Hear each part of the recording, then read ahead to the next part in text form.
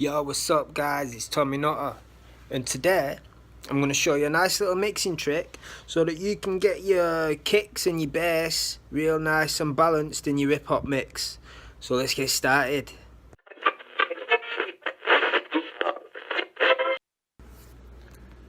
Right, so this is a track, it's a beat that I'm going to be releasing in the next few days. I'll play it through for you. This is just the hook section so you can hear what we're working with.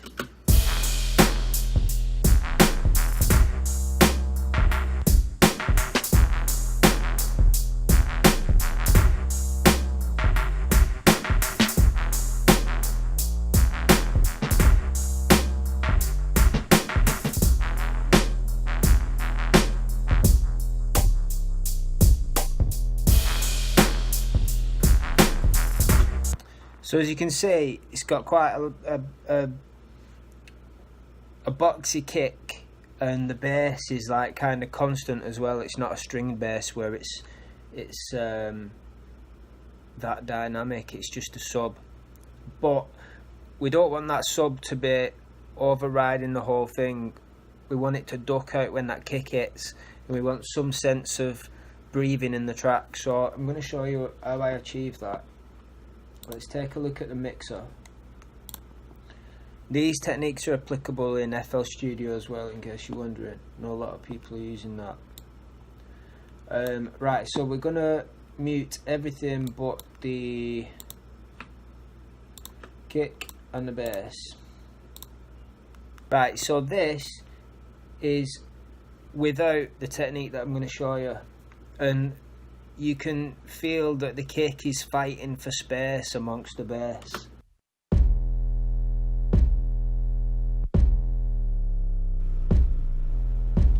So the way we get around that is we use a sidechain compression technique, real popular in EDM and dance music. And all we've done is we've got a compressor stuck on the sub. The ratio's turned fully up and the knees turned down, and the attack's turned down and the release is turned down as fast as we can. Now that means that when this compressor engages, it's gonna knock the bass down by whatever amount we set at the threshold. What we need to do is find some way of automating that, and that's what sidechaining is. If we take that kick and we tell that compressor that every time that kick hits, the compressor has got to work its magic and it's got to compress that bass only when that kick hits. Now, you can mess about with the attack and release times, but for now, just get them as quick as possible for a start. So what we've done is got that compressor on the bass, and on the kick, we've sent a sidechain to that bass. So let's listen to it now.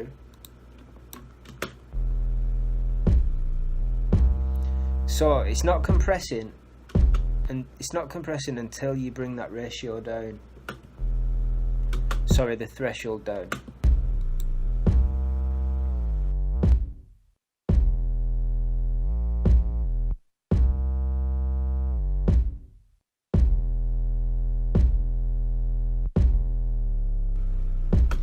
We're just going to work on that end bit there because that's what shows it off most. But now you can feel and you can see that compression working, and it's knocking that sub down every time the kick hits. We want to go a little bit more.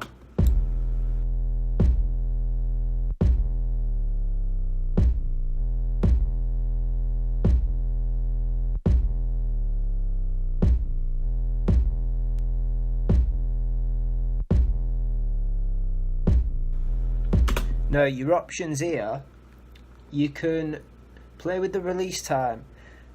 If you slacken the release off, then the compressor is not going to cut out after that kick's finished. It's going to take longer. So I'll show you it now.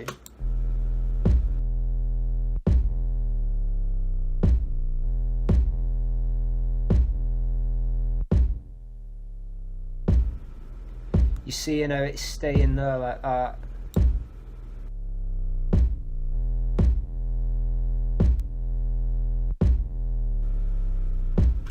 So that effect can be used for something hitting it and chucking it across the room kind of sounding. We don't want that slow of a release.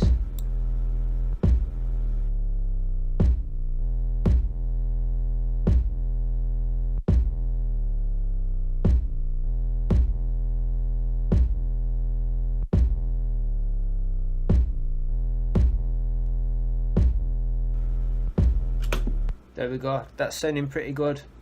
Now the other thing you'll notice on this bass is that I'm sending it to a saturator. You can use decapitator or whatever, but it's going to an FX channel that has decapitator, it has Pro Q, making sure that whatever I'm decapitating isn't the lowest bass notes, because we've already got those in the original sound. We're also sending it to Saturn, and that's doing a little bit more saturation on the top end, and we're also putting a bit of reverb only on the saturated bass end. Now the reverb I've chose is inside of a bass drum. It gives a nice tight hollow reverb to it. Now in Studio One you can choose to send things pre-fader or post-fader.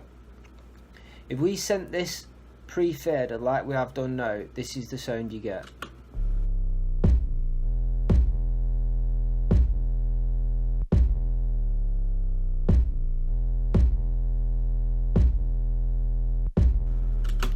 Now, that thing that it's sending over there is the compressed signal whenever the bass hits.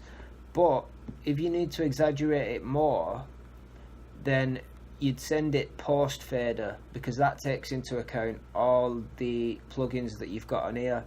Rather than it sending this, it's sending this with all that on, which can make a mess really. But let's try that anyway. You see, that's just too much. But notice how it still compresses every time that kick hits.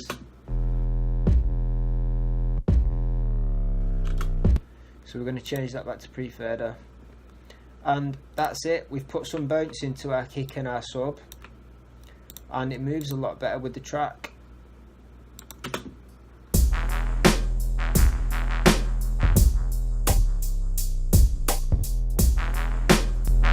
I'm just going to switch on all my other plugins so you can hear it as a fully mixed track.